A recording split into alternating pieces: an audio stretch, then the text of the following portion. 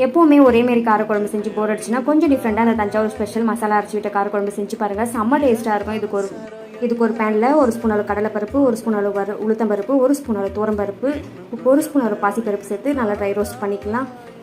1 spoon அளவு தனியா, ஒரு ஸ்பூன் அளவு மிளகு, ஒரு 6 வரமிளகாய் சேர்த்து நல்லா வறுத்து எடுத்துக்கலாம். இந்த அளவுக்கு வறுக்கப்பட்டதும் ஒரு அரை ஸ்பூன் அளவு வெந்தயம் சேர்த்து நல்லா வறுத்ததும் இதை மிக்ஸி ஜாரில் சேர்த்து பவுடர் பண்ணி எடுத்துக்கலாம். இப்போ ஒரு மண்சட்டியில் ஒரு 2 டேபிள் ஸ்பூன் அளவு நல்லெண்ணெய், ஒரு பச்சை மிளகாய், ஒரு கொத்து கருவேப்பிலையும் சேர்த்து நல்லா பொரிஞ்சதும் ஒரு 2 முருங்கைக்காய் கட் பண்ணி வச்சுருக்கேன். இது லைட்டாக வதக்கிக்கலாம். ஒரு 5 நிமிஷம் வதங்கினாலும் ஒரு 2 கப் அளவு தண்ணி விட்டு கொஞ்சமாக மஞ்சள் உப்பு சேர்த்து முருங்கைக்காவை மீடியம் ஃப்ளேமில் வச்சு ஒரு 10 நிமிஷம் வேக வச்சு எடுத்துக்கலாம். இப்போ முருங்கைக்காய் நல்லா வெந்ததும் ஒரு லெமன் சைஸ் புளியை கரைச்சி வச்சுருக்கேன்.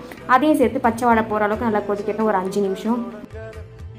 இப்போ இதெல்லாம் இந்தளவுக்கு கொதிச்சு ரெடியானதும் அரைச்சி வச்ச பவுடரையும் சேர்த்து நல்லா மிக்ஸ் பண்ணிவிட்டு மறுபடியும் ஒரு 5 நிமிஷம் கொதிக்க வச்சு இறக்கிக்கலாம். இப்போ இது கூட ஒரு சின்ன ஒரு தாளிப்பு கரண்டில் ஒரு 2 டேபிள் ஸ்பூன் அளவு நல்லெண்ணெய் விட்டு கொஞ்சமாக கடுகு, ஒரு கொத்து கருவேப்பிலை, பெருங்காயம் சேர்த்து தாளிச்சிங்கன்னா நல்லா